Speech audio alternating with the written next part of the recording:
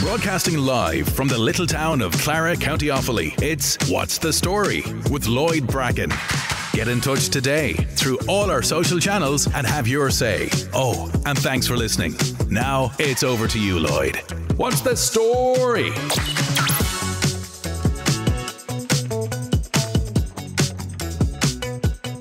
Hi everyone, how's things? Very welcome back to What's the Story with myself, Lloyd Bracken. Hope you're all well. Don't forget, if you'd like to send in a request for someone or indeed offer a podcast suggestion, you can email me here at littletownmed, MED, at gmail.com, or you can also check out the Facebook page and you can PM me there. Send me on a message and we'll play a request for someone. Right, my next guest is a huge star in the Irish country music scene, 12 studio albums to his name, voted Ireland's favourite country singer, and a member of the great touring act, The Three Amigos. It's a pleasure to introduce to you Robert Mizzell. What's the story? How much time do you have? We've all the time in the world. Yeah. Well, look, being in the music business, same as yourself, you know the crack with the way things have gone, the way the curtain came down in March on all of the musicians. But look, I suppose, you know, the only solace that we get being a musician or a singer is that we're all in the same boat. For once, every musician, regardless of what type of music you play or what type of instruments you play, we're all in the same boat. And I think that does offer a little bit of comfort for a lot of us. You know, whether you had notions of yourself that you were a big star or whether you were just a guy who played in a pub in the corner for a few bob. Well, today and for the foreseeable future, rightly so, we're all the same. Right. It must have been very hard for someone like yourself, Robert, who are bringing people together every weekend and obviously weeknights as well. That must be tough for you to see some of your fans that now have no outlet.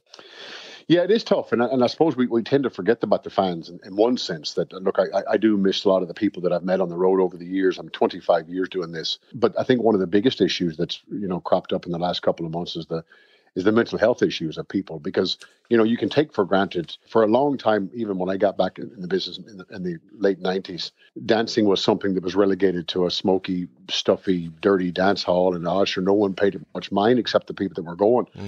But in actual fact, you know, it's a great social outlet for a lot of people who, you know, they don't want to go to bars. They don't want to go to fancy restaurants. They don't want to go to discos, but they love going to hear live music from real people. And dancing, and that is something that I know so many people miss, and you know, we're all unsure of when it's going to come back or what's the criteria. All I can say is that, look, we're looking forward to that day when we can say, right, that's time to get back to work, you know.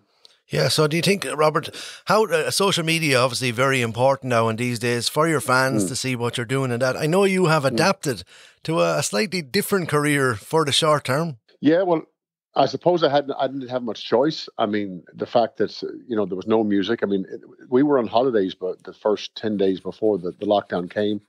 And then all of a sudden, you know, we were to be playing in the Red Cow on that Thursday before Paddy's weekend. And I'll never forget. I mean, people ask me, you know, where did I play 10 years ago? And I couldn't tell you, but I could tell you where I was meant to play before the lockdown came. And you know, I guess that I took you know, the opinion that I could sit at home, I could watch the media, I could get upset about what's going on, or I could get out and do something. And I think that was my choice, to get out and, you know, I'd be fairly handy with different things, and I like creating things. So I just took a punt and said, look, get out of the shit, get out in the workshop, find a bit of timber, put something together. And look, it's if nothing else, it's keeping my mental health, you know, good, and it's also keeping my wife from killing me, because as musicians, I've been on the road for years, and you can imagine it must be being very home difficult. Yeah, it is. But I enjoy it. I enjoy it, and I have to say this, you know, all of the support that I've got from people in the music business, that support has mirrored itself into what I'm doing now. You know, even locally, I mean, I'm getting a few people who like to talk about, you know, the furniture, and I've even had people stop here, you know, as I'm in the workshop doing a bit of work, and they're, you know, they lean on the fence and have a cup of tea or chat. So, you look, people are great. People are really, really good, and if you listen to the media in general, you'd swear the world is going to hell in a handbasket. I don't think it actually is. I think, you know, I'm an authority at the minute on media coverage, because that's all I listen to when I'm out in the workshop. I listen to the radio, And all of these people, they would raise, if they raised a question on one of the national media stations tomorrow, does an alien like Diet Coke? Then people would ring in and talk about it. Yeah. And that's the problem we have. We're being run by a media-led country, and I think that we need to get away from that, and we need to sort of look at things in a realistic fashion, and sort of be pragmatic in our forward thinking about this whole COVID-19 thing. But look, I'm not in politics and don't plan on going into politics because the first day I was there, I would piss off half of them. So, are you following your home presidential elections, Robert? Well, I'm trying to. I look at Donald Trump and I want to like the guy. And the reason I want to like him is because I don't like Joe Biden. I mean, I don't think Joe Biden has anything to offer the American people, nothing to do with his age or nothing to do with who he is as a person. He's a nice man. But I just don't think, we need a fella like Trump without all the craziness. If we could, if he wasn't so, misogynistic and racist and loud and obnoxious, he'd be great. He'd be absolutely wonderful. So, I don't know where it's going. And I have good friends still down in Louisiana, and they're Trump supporters, most of them down that part of the world. And even they are saying, yeah, well, we do like old Trump, but Jesus, he's starting to get a bit mad. Yeah. Just going back to lockdown for a minute, you have a young family, Robert. It must be nice or is it nice to have lots of time to spend and rear the kids now? It's like eating ice cream with salt and pepper on it. Once you get past the salt and pepper, the ice cream is lovely. But look, I have to say, I've had some wonderful time with my little one. I have two little ones. One's 5 and one's 2, and I would have never gotten that opportunity to watch them grow and to see the little things that I would miss. So I'm delighted for that, and I think this pandemic, in a lot of ways, is basically putting manners on a lot of people because. I mean, when I look back to the last 5 or 6 years of my career, and I'm 50 next year, I'm still very healthy and I'm still fit, thankfully. But I look at the schedule that I had and what I've done over the last 25 years, and it should have killed me 10 years ago. Right. And now, I'm sort of saying to myself, I'm going to have a different outlook for the next 10 years or 15 years of my life to make sure that I'm still doing my work and I'm enjoying my work, but also that I have a family balance. I think that's important, and we all need that because this is a financial world that we live in, and everything comes down to money. I mean, the fact that the country's being not locked down this week is all down to money. It's nothing to do with public health, and they'll tell you that, we're not locking it down for public health reasons. They're locking it down because they can't afford to pay us, and rightly so. I mean, it's a government. It's not. This isn't the Wizard of Oz we live in. This isn't Wonderland. Look, we could go on for hours about that. But the answer to your question is that I'm delighted to be home for a while. I've been home a little bit too long now at this stage. But look, whatever it takes, whatever we have to do to get and here's the thing, Lloyd, and you probably would understand this. This COVID crisis, this coronavirus is not going away. And anybody who thinks that, we'll lock it down for 3 or 4 weeks and then when we come back, sure, Jesus, it'll be grand. It's not going to happen. The government, the people of this country and of the world have to learn to live with this virus. And the same as we've been living with flu and measles and mumps and rubella, all of these things that have happened over the centuries, this is just another one. And for some reason, and I think it started off in Wuhan with the media. I mean, if you think back to the very first days of the pandemic, they were showing people collapsing in the street in China, which was a load of crap. That never happened. Showing bodies lying in the street. Yeah, that was a load of rubbish. That never happened. I mean, because as we know enough about the virus now to know that it does kill people, and there are some, and our thoughts go out to all those people who've lost loved ones because, associated with the virus. But the fact that this, that it's almost as if like there's an alien with a ray gun. Here's the coronavirus for you. You're gone. Yeah, that's rubbish. It's rubbish, and we need to get away from that hysteria. And we need to, obviously be conscious of the fact that we have to protect ourselves and do what we have to do. But this isn't the Black Plague. It's not. As I was saying to you there before we started the interview, in fact, I do have COVID right now at the minute.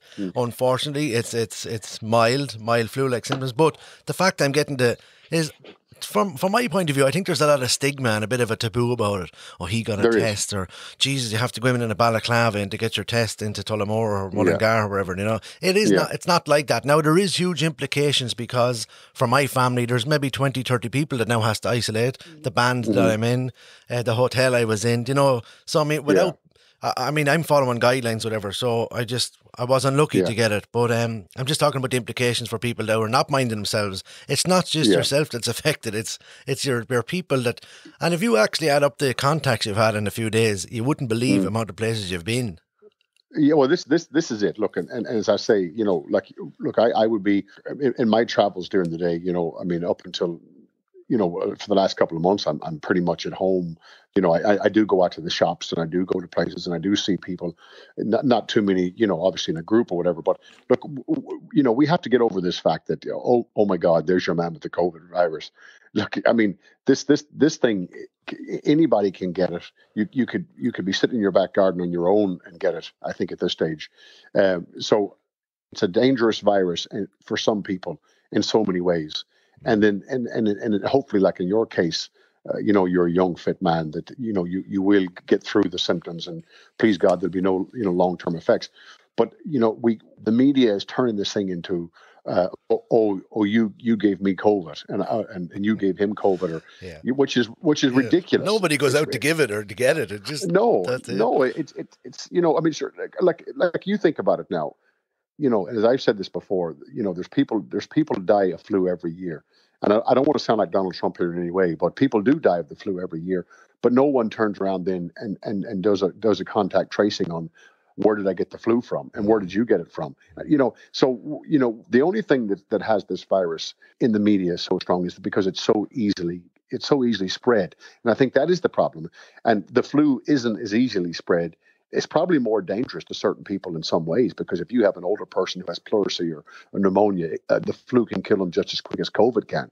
But the actual flu doesn't transmit as quick. So I'm not arguing the fact that this is a dangerous virus. I'm not arguing. Yeah, the message still is there to people to mind themselves and social distance. Yeah.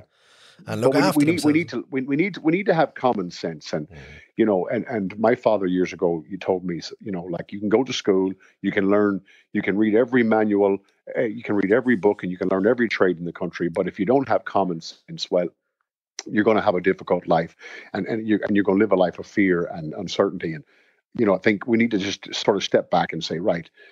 Now, obviously, like if I had my mother and father living in the house with me who were older people, you know, you'd be extra careful. You would be more than careful, you know. But still, even then, there's no guarantee that you're not going to pick this thing up. Yeah, just actually going back to your father there for a second. You've done some recording with your dad recently. Yeah, well, I tell you, I done a recording with him last November just after Leo was born. He came over and he spent a week or so with us. And while he was here, we were in the studio and we recorded a couple of songs. And we're only now getting around to releasing one of the songs that we done together. So I'm looking forward to that. And I suppose my father's 75 now. He's got COPD. He's had cancer. He's had heart attacks and sort of loads of other stuff. I mean, he's like the bionic man. I don't know how he's still with us. What was it like to record with your dad, Robert? Nice honor. Yeah, it is a great look. My dad is a showman at heart. He would be what I would call a frustrated, musician down through the years. He didn't have the opportunities that I've had.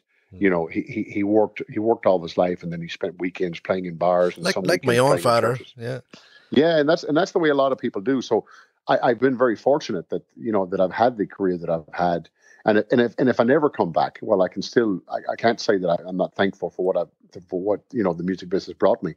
Now, hopefully, I do get back, but. My dad is, I remember one night I was up in Enniskillen and we were on stage and he came over for a couple of days visit, and he'd be standing beside the stage talking to himself because he's getting himself prepared for what he's going to say. And he walked out onto the stage, a big wave, and says, "Hello, everybody. Welcome. It's great to be back in England." And of course, I was sitting at the side of the stage. And I was looking over, shaking my head, going, "No." And then when he said it, he turned to me, and I think he realized then that something was wrong. And then he turned around. "Oh, sorry, it's not England, but sure, it's all the same anyway." I think everybody has that in them, Lloyd. They want to say that, hello, Dublin. Yeah. I think we did it years ago, and I think there was 3 people in the big tree in Dublin, and we went on, hello, Dublin. Yeah. These lads up from Offaly, you know. Oh, sure. Well, I've done it myself. I've done it myself. Yeah. You're a Louisiana man, born and bred. What are some of your memories from there?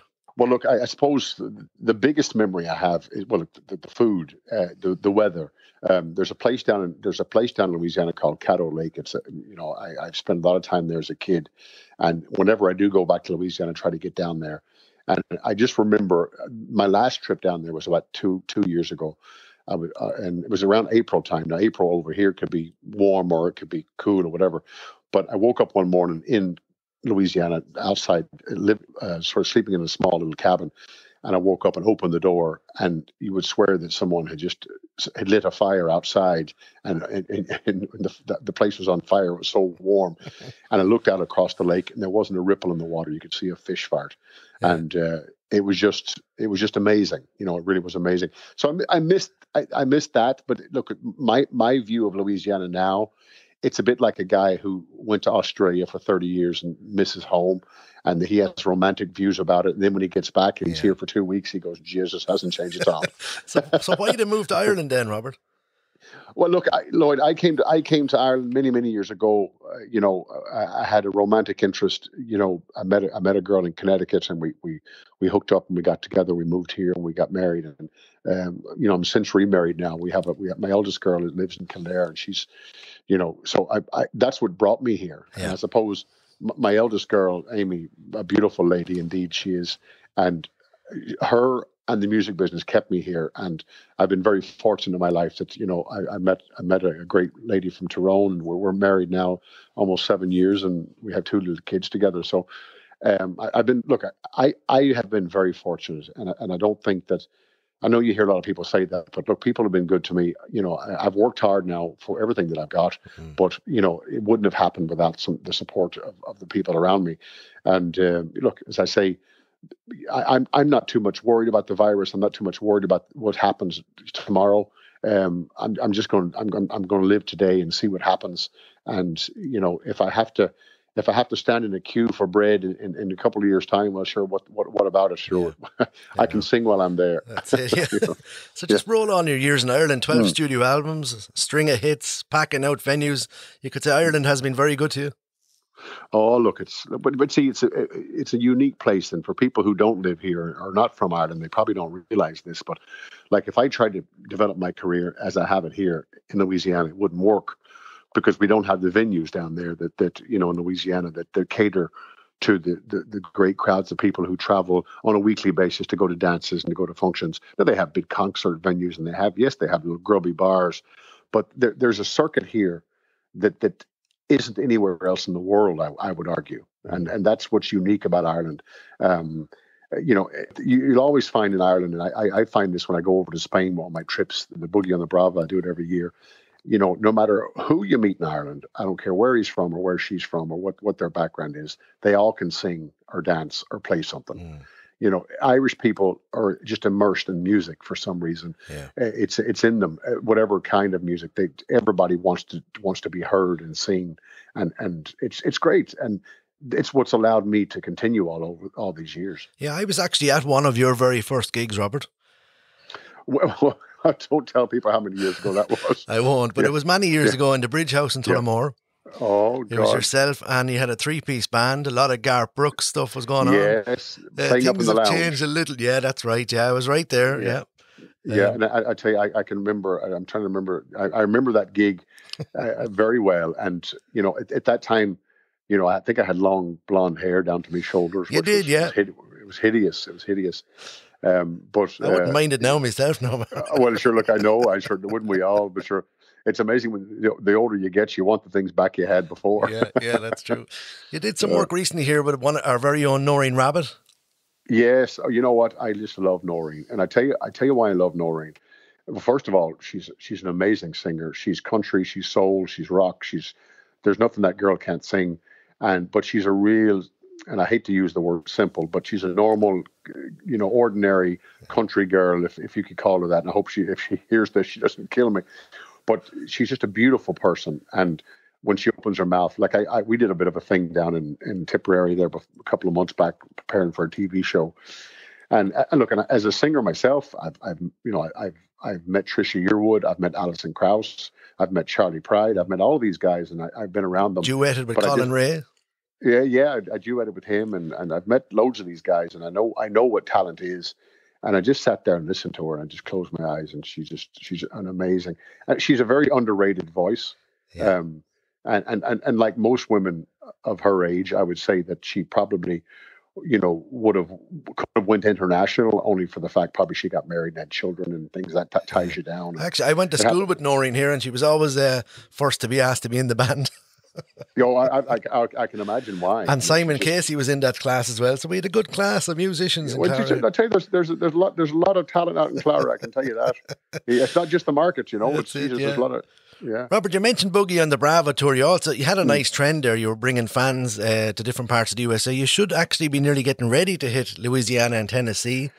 Oh, sure. Look, we were heading out in October, the end of October. Yeah, we were going out for another tour, and I was going to Louisiana as well on that trip, which all had to be cancelled, which was a shame because, look, first of all, the Louisiana trip and the Nashville trip is probably some of the only times that I get back to America, because with now that I have the kids and I just can't get away as much as I used to. So I was missing it from that point of view. I was missing it from just, obviously, I bring people over and we have such a great time. We spend 10 days traveling around, and the things we see and the history that we learn about music and everything. It was just, look, it's a pity, And of course, you mentioned Noreen there, and I have to mention the fact that we had planned this big Nashville songbook tour that we had been working on. Yeah. And that's one of my biggest regrets of the whole lockdown, that we've lost that tour, because Matt Levy was in there with us as well, and Matt's another guy who's very underrated in Ireland. He's a great country singer, but look, I'll get back to it. As I said, the minute this is over, I'm gonna get Noreen into a room and get Matt back and the boys in the band, and we are going to do it. But it's just this thing has just thrown so many curves. But I mean, I had a gig canceled. I had a gig in Killarney on Wednesday night. And I got a call Wednesday morning to say it was gone, and had another one on the 27th in Killarney. I'm trying to book a few things, but every time I do, the rug is pulled from under you again. But look, how was your band, the Country Kings, holding up, Robert? How was all the boys? Look, there's a couple of them. Look, one of the guys is driving a truck. One of the guys is working in Dunn Stores in Dublin. Another guy's working up in the north, and one of my musicians actually lives in Tullamore, just outside Tullamore there. He's from Donegal originally, but himself and his wife relocated to Tullamore, and they just bought a house out there. But look, Luke is his name, and I'd say Luke is finding it tough. He's a young man with a young family, no work, no prospect of work, and it's tough. And and I heard some idiot from the north had said that, these musicians should retrain. Now, I can do other things, luckily for myself, but there's a lot of other guys and girls out there who've dedicated their life to what they do, and to tell them, there's a pandemic now, so forget about that, and let's, I want you to learn to, to make sausages. I mean, it just doesn't make any sense to me. So some of the guys are getting on well. Some of the guys are finding it a bit tough. And I can imagine, there's guys in your circle and all of our circles that we're talking about, musicians who have just been, decimated by this whole thing. And I feel sorry for them more so than myself. Look, I mean, as I keep telling, I met a fella in Kilbeggan one day there recently. Well, Jesus, Robert, he says, how are you getting on? I said, well, I'm not doing much singing. Sure, Jesus, he says, well, look at it this way. He said, you had it good for long enough. and I can't tell you, isn't it? And I can't tell you the word I wanted to use for him.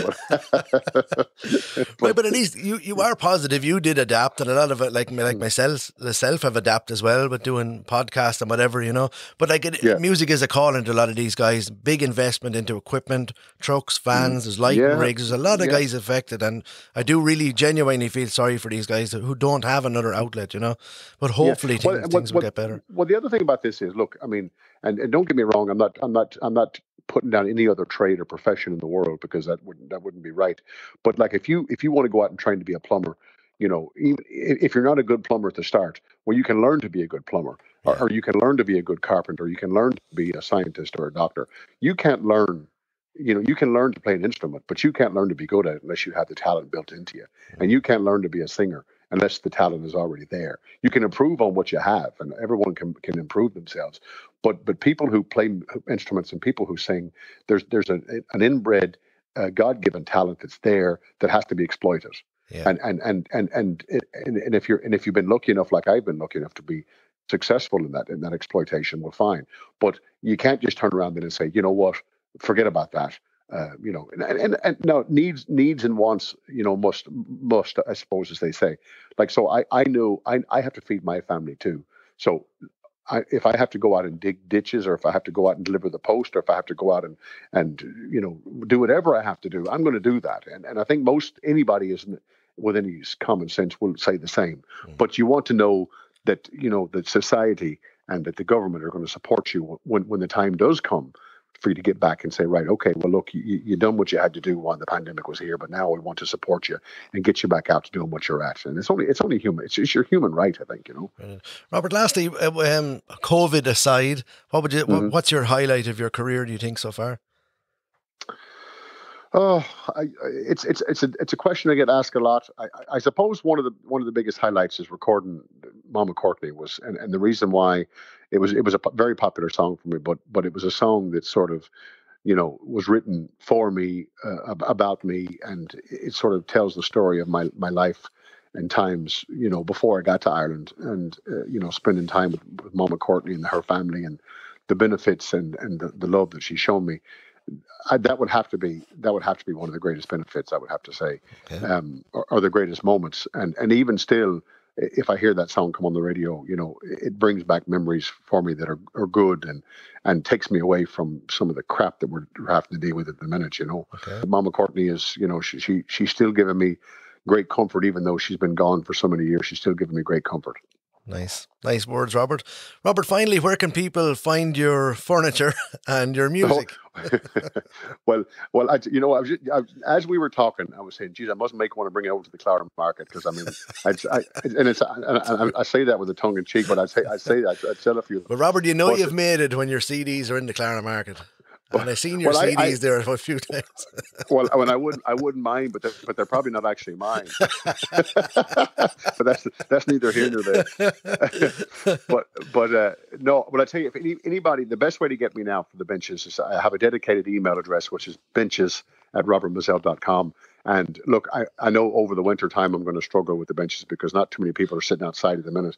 But I keep telling people I can make these benches, to suit a particular couple. I had a couple of people who wanted me to burn the names of the young couple who were getting married, or granny and granddad, or auntie and uncle, or brother and sister, or whatever. So I can do that, and I'm making corner units. They're sort of sofa units as well, and tables and chairs. And I'm doing lots of different things at the minute, but. Benches@robertmizzell.com if anybody wants to contact me and sort of say hello or get in touch, and I can look after them. Brilliant, Robert. Thank you very much. Or should I say thanks a lot for joining me on the podcast.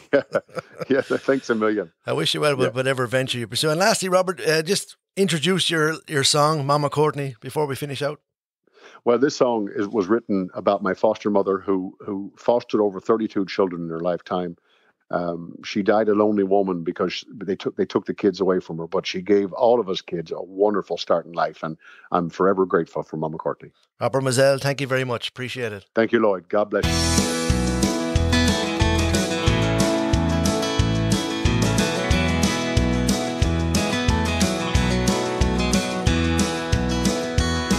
I remember as a baby, barely 1 year old, when I first met Mama Courtney with her heart of gold.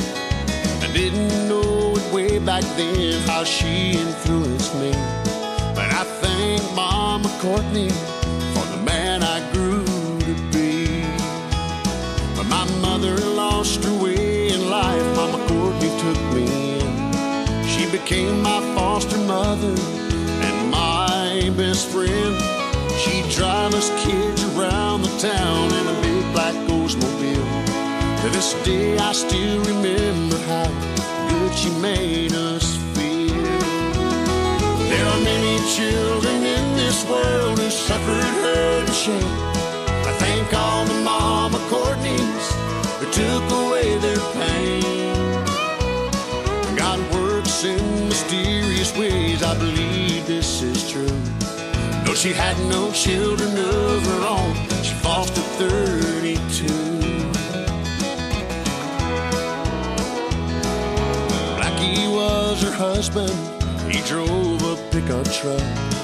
He worked at the power station to earn an honest buck. And weekends he'd go hunting squirrels up in Arkansas. And every night when he tucked us in, we would call him Paul. Us kids are all now grown up and gone our separate ways. I look back on my childhood of many happy days.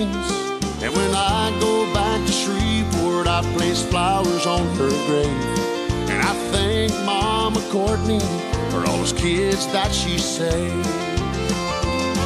There are many children in this world who suffered hurt and shame. I thank all the Mama Courtneys who took away their pain. God works in mysterious ways, I believe this is true. Though she had no children of her own, she fostered 32. There are many children in this world who suffered hurt and shame. It's the many Mama Courtneys who took away their pain. God works in mysterious ways, I believe this is true. Though they had no children of their own, they fostered 32. Though she had no children of her own, she fostered 32. God rest you, Mama Courtney. I'll always love you.